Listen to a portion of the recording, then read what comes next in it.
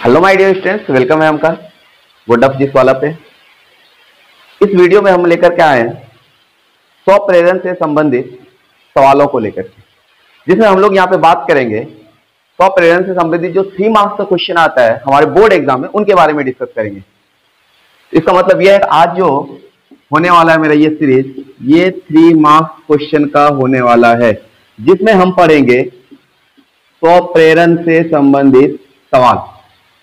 किससे संबंधित पढ़ने वाले हैं? सेल्फ इंडक्शन से संबंधित सवाल के बारे में। तो मेनली इसमें जो क्वेश्चन आता है मेरा, वो आता है समतल कुंडली का स्वप्रेरण, परिनालिका का स्वप्रेरण। तो उसको हम लोग यहां पे आज देखेंगे कि क्या क्वेश्चन आता है 3 मार्क्स में हमारे बोर्ड एग्जाम में। इस पूरा वीडियो को देखना है, एक एक चीज को नोट करना है, और मैं वो ट्रिक बताऊंगा कि आप स्वप्रेरण गुणांक कैसे एक समतल कुंडली का ज्ञात करोगे और एक परिनालिका का स्वप्रेरण गुणांक कैसे ज्ञात करोगे। चलिए स्टार्ट करते हैं। यहां पे सबसे पहले एक समतल कुंडली का स्वप्रेरण गुणांक। तो मेरा आज हेडिंग क्या रहने वाला 3 मार्क्स का? समतल कुंडली का स्वप्रेरण गुणांक। समतल कुंडली का स्वप्रेरण गुणांक, सेल्फ इंडक्टेंस ऑफ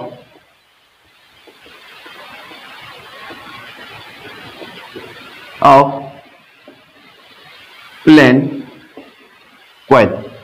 यहां पे हम जो बताएंगे एक ट्रिक, उस ट्रिक को याद करना। सबसे पहला स्टेप क्या लेना है, सबसे पहला स्टेप पता होना चाहिए कि सबसे पहला स्टेप क्या लेंगे सर। तो सबसे पहला स्टेप है, यहां पे मेरा प्लेन कॉइल है, तो यहां पे हम सबसे पहले क्या करेंगे, एक कॉइल बना लेंगे। और ये जो कॉइल होगा एक ऐसे धारा स्रोत से जुड़ा होगा जो कि समय के साथ परिवर्तित हो रहा होगा, जो कि समय के साथ क्या हो रहा होगा, परिवर्तित हो रहा होगा, मतलब प्रत्यावर्ती धारा स्रोत से जुड़ा होगा। किससे होगा? प्रत्यावर्ती धारा स्रोत से होगा। यह धारा मेरा मुख्य धारा कहलाएगा। इस चीज को समझना है पहले अच्छे से। यह धारा क्या कहलाएगा? मुख्य धारा कहलाएगा, मेन करंट।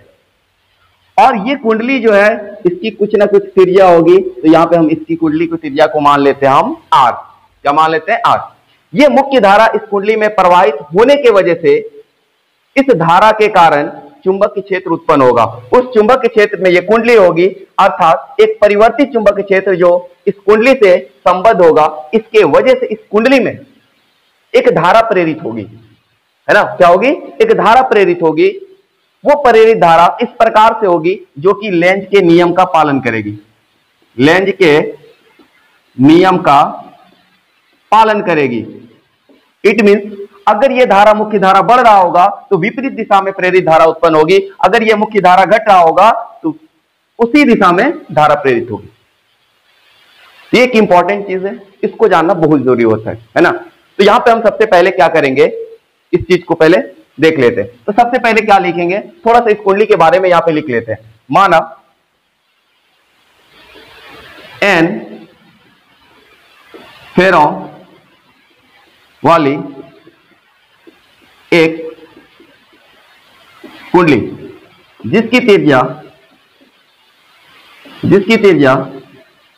कितनी है? आर। हमने आर ले लिया, जिसकी त्रिज्या आर है, और इसमें आई एम्पियर की, कितने एम्पियर की? आई एम्पियर की धारा प्रवाहित की जा रही है। कितने एम्पियर की धारा? आई एम्पियर की धारा प्रवाहित की जा रही है। माना एन फेरो वाली एक कुंडली जिसकी त्रिज्या आर है और इसमें आई एम्पियर की धारा प्रवाहित की जा रही है। अब यहां पे क्या करना है हमको? सबसे पहला काम क्या करना है? सबसे पहला काम क्या करना है? इस कुंडली के केंद्र पर उत्पन्न चुंबकीय क्षेत्र क्या है? सबसे पहला काम उत्पन्न चुंबकीय क्षेत्र हमको ज्ञात कर लेना है। तो कुंडली के केंद्र पर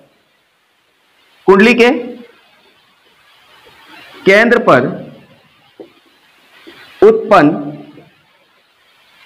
चुंबकीय क्षेत्र ज्ञात कर लेना है। सबसे पहला काम चुंबकीय क्षेत्र। क्या होगा, B इक्वल टू, अब ये चीज पता होना चाहिए, ये हम चैप्टर 4 में पढ़ते हैं विद्युत धारा का चुंबकीय प्रभाव में कि किसी कुंडली के केंद्र पर उत्पन्न चुंबक क्षेत्र क्या होगा। किसी कुंडली के केंद्र पर उत्पन्न चुंबक क्षेत्र होगा म्यू नॉट NI बटा 2R। म्यू नॉट NI, क्योंकि इस कुंडली में फेरों की संख्या कितनी ले रखी है हमने, N। इस कुंडली में जो प्रवाहित धारा वो कितना I, और इस कुंडली की त्रिज्या कितनी R। तो मतलब हमने जो विद्युत धारा के चुंबकीय प्रभाव में पढ़ा है, ये कुंडली के केंद्र पर उत्पन्न चुंबक क्षेत्र की तीव्रता क्या होगी, वो होगी mu naught NI by 2R। तो सबसे पहला काम क्या करना है, इसके केंद्र पर उत्पन्न चुंबक क्षेत्र ज्ञात कर लेना है। सबसे पहला काम, हम पहले कुंडली बनाएंगे, उसको एक प्रत्यावर्ती धारा स्रोत से जोड़ेंगे, मतलब एक ऐसा धारा स्रोत से जोड़ना है जो समय के साथ परिवर्तित हो रहा हो।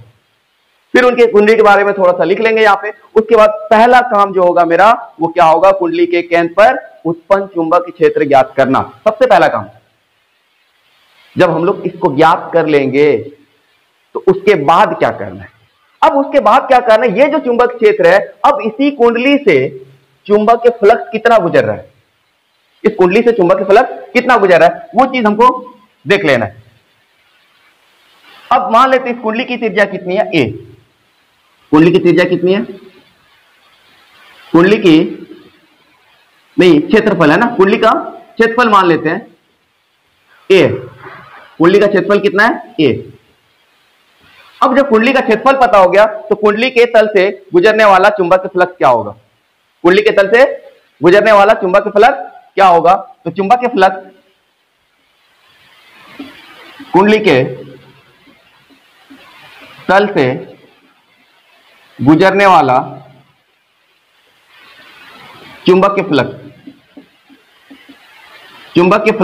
ज्ञात कर लेना है। कितना चुंबक फ्लक्स कुंडली के तल से गुजरेगा, तो यहां पे हमको क्या कितना लिखना है, अब फ्लक्स का परिभाषा से चुंबकीय क्षेत्र गुना क्षेत्रफल, और यहां पे फेरों की संख्या कितनी है, N। तो यहां पे क्या लिख लेंगे हम लोग, NBA। अब बात आए सर कॉस थीटा भी तो होगा, तो यहां पे कॉस थीटा लिख लेते हैं।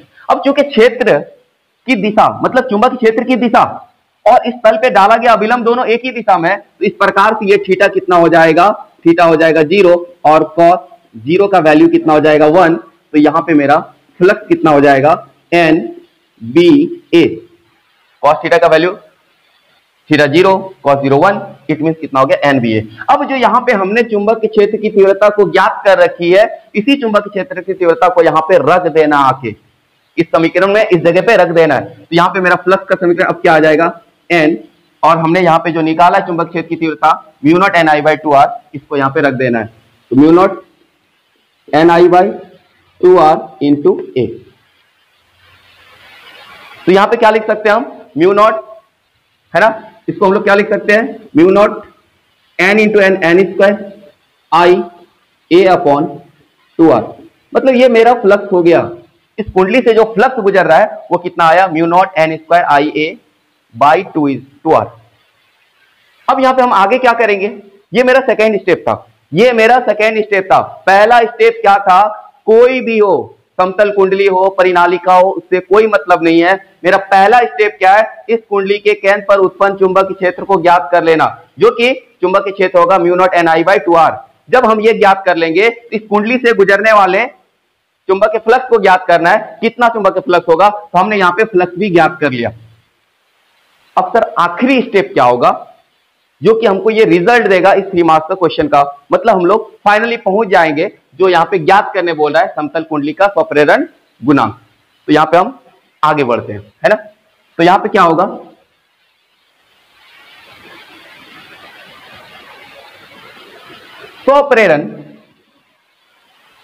स्वप्रेरक की परिभाषा से, स्वप्रेरक की परिभाषा से, तो स्वप्रेरक की परिभाषा फाई इक्वल टू क्या होता है, Li। क्योंकि स्वप्रेरण जो होगा वो इसमें प्रवाहित मुख्य धारा के समानुपाती होगा। इसमें जो प्रवाहित मुख्य धारा है, वो जो फ्लक्स जो इससे गुजरेगा वो क्या होगा, इस मुख्य धारा के समानुपाती होगा। तो यहां पे फाई, इस समानुपातिक चिन्ह को हटाते क्या लाते हैं, स्वप्रेरण गुणांक। तो फाई इक्वल टू कितना हो जाएगा, Li। इसको हमको मान लेना है समीकरण 2।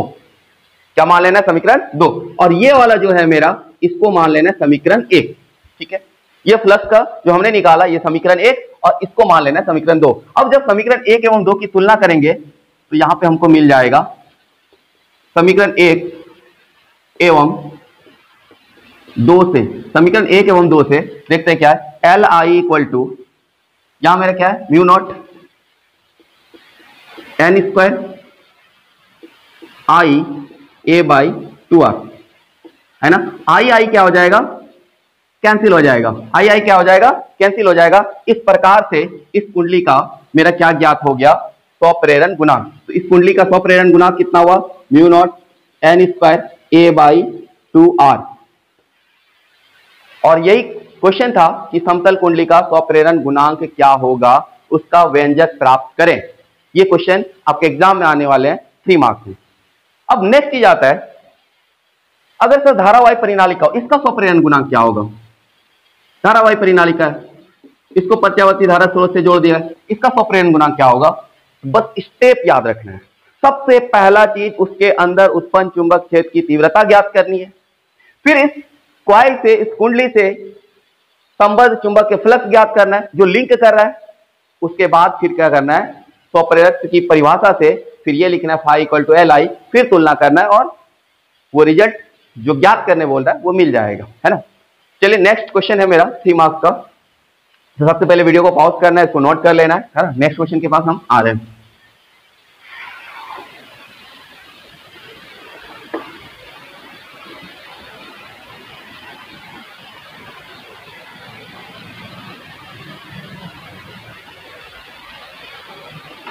नेक्स्ट 3 मार्क्स का जो क्वेश्चन है वो है परिनालिका का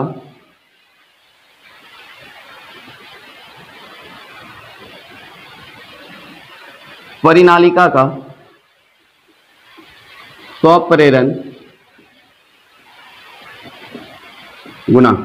परिनालिका का स्वप्रेरण गुणांक, है ना। Self inductance of solenoid, self inductance of solenoid, ठीक है। सोलेनॉइड का हमको सेल्फ इंडक्टेंस ज्ञात करना है। तो सबसे पहले हम क्या बनाएंगे, सोलेनॉइड बनाएंगे। इसको किससे जोड़ेंगे, समय के साथ प्रत्यावर्ती धारा स्रोत से, जिसके वजह से ये जो मुख्य धारा होगा ये क्या हो रहा होगा, समय के साथ परिवर्तित हो रहा होगा, है ना। समय के साथ, क्योंकि हमने इसको प्रत्यावर्ती धारा स्रोत से जोड़ा है, मतलब ये धारा समय के साथ बदल रहा होगा, जिसके वजह से इसके अंदर एक परिवर्तित चुंबकीय क्षेत्र उत्पन्न होगी। वो परिवर्तित चुंबकीय क्षेत्र इस कुंडली से होकर के गुजरेगी, जिसके वजह से क्या होगा, एक प्रेरित विद्युत वाहक बल उत्पन्न होगा। उस प्रेरित विद्युत वाहक बल के कारण धारा प्रेरित होगी। ये जो मुख्य धारा है, अब इसको ध्यान देना है, ये क्या कर रहा है सर, ग्रो कर रहा है कि डिक्रीज कर रहा है, मतलब बढ़ रहा है कि घट रहा है। अगर ये बढ़ रहा है, अगर ये धारा बढ़ रहा है तो ध्यान देना है कि ये जो प्रेरित धारा होगी वो विपरीत दिशा में उत्पन्न होगी, जिसको हम लोग इंड्यूस्ड करंट कहते हैं। वो प्रेरित धारा होगी विपरीत दिशा में। अगर ये घट रहा है तो प्रेरित धारा उसी धारा के दिशा में उत्पन्न होगी। ये लेंज नियम कहता है कि मुख्य धारा पे निर्भर करता है इस कुंडली में प्रेरित धारा की दिशा क्या होगी। मुख्य धारा बढ़ेगी तो प्रेरित धारा विपरीत दिशा में प्रेरित होगी, उत्पन्न होगी, और मुख्य धारा अगर घट रहा है तो प्रेरित धारा उसी दिशा में प्रेरित होगी, उत्पन्न होगी, है ना। यहां पे स्टार्ट करते हैं इसको। तो यहां पे क्या, ये परिनालिका है और इसे एक प्रत्यावर्ती धारा स्रोत से हमने जोड़ रखा है, जिसके कारण इसमें जो धारा बह रही है, मुख्य धारा वो कितनी है, मुख्य धारा कितनी है, आई है, जो कि समय के साथ बदल रही है। तो माना एक एन फेरों वाली माना एक एन फेरों वाली वायु युक्त परिनालिका। अब यहां वायु युक्त क्यों लिखा गया, क्योंकि हमने इसके अंदर में कोई क्रोड पदार्थ को नहीं रखा है ना, इसलिए यहां पे हम क्या लिख रहे हैं, वायु युक्त, मतलब हवा है, एयर है इसके बीच में। तो माना एक एन फेरों वाली वायु युक्त परिनालिका जिसकी लंबाई L है, जिसकी लंबाई L है, इसके अनुप्रस्थ काट का क्षेत्रफल अनुप्रस्थ काट का क्षेत्रफल A है तथा इसमें प्रवाहित धारा I एम्पियर है। कितनी है? I एम्पियर है। माना एक n फेरों वाली वायुयुक्त परिनालिका जिसकी लंबाई L है और अनुप्रस्थ काट का क्षेत्रफल कितना है? A है तथा इसमें प्रवाहित धारा कितनी है? I ampere. पहला स्टेप अब याद करना है। पहला स्टेप सबसे पहले हम क्या करेंगे, इस परिनालिका के अंदर उत्पन्न चुंबक क्षेत्र क्या होगी, इस परिनालिका के अंदर उत्पन्न चुंबक क्षेत्र क्या होगी। लेकिन उससे पहले हम लोग यहां पे देख लेते हैं इसके एकांक लंबाई में फेरों की संख्या कितनी है। परिनालिका के एकांक लंबाई में फेरों की संख्या तो एकांक लंबाई में फेरों की संख्या कुल फेरों की संख्या बटे लंबाई लिखते हैं। ये चीज अच्छे से जान लेना, कुल फेरों की संख्या बटे लंबाई लिखते हैं। अब यहां पे हमको क्या करना है, परिनालिका के अंदर उत्पन्न चुंबकीय क्षेत्र निकालना है। परिनालिका के अंदर उत्पन्न चुंबकीय क्षेत्र क्या होगा। उत्पन्न चुंबकीय क्षेत्र, तो परिनालिका के अंदर उत्पन्न चुंबकीय क्षेत्र होता है म्यू नॉट एन आई। कितना होता है? परिनालिका के अंदर उत्पन्न चुंबक क्षेत्र कितना होता है? म्यू नॉट एन आई, जिसको कि हमने विद्युत धारा के चुंबकीय प्रभाव में पढ़ रखा है। B equal to mu naught N I. अब n के जगह क्या लिखेंगे? स्मॉल n के जगह कुल फेरों की संख्या बटे लंबाई इंटू आई। अब ये मेरा चुंबक क्षेत्र उत्पन्न हो गया। मतलब इस धारा के प्रवाहित होने के कारण जो चुंबक क्षेत्र उत्पन्न होगा उसकी तीव्रता हमने लिख ली mu naught N I by L. अब अगला स्टेप क्या करना है, अब यही चुंबक क्षेत्र इस कुंडली से लिंक करेगा। तो हम क्या लिखेंगे यहां पे, परिनालिका से लिंक चुंबक के फ्लक्स क्या होगा। परिनालिका से लिंक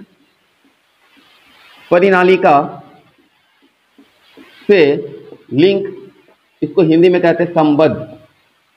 परिनालिका से लिंक चुंबकीय फ्लक्स क्या होगा। तो फाई इक्वल टू हमने पढ़ रखा है सर इसमें फेरों की संख्या n है, चुंबक क्षेत्र B है और इसका अनुप्रस्थ काट का क्षेत्रफल हमने क्या ले रखा है? A ले रखा है। तो यहाँ पे और फिर cos थीटा क्या होगा? 0, cos 0 मीन्स 1। अब यहाँ पे हमने जो चुंबक क्षेत्र निकाल रखा है, अब उनको क्या करना है? यहाँ पे रख देना है। क्या करना है? रख देना है। तो जैसे B के जगह हम लोग रखेंगे mu naught n by L into I into A. हमने B का जो मान था इसको यहाँ पे रख दिया। B इक्वल टू क्या था? Mu naught N I by L. हमने इस B के ये B का जो वैल्यू यहाँ पे रख दिया।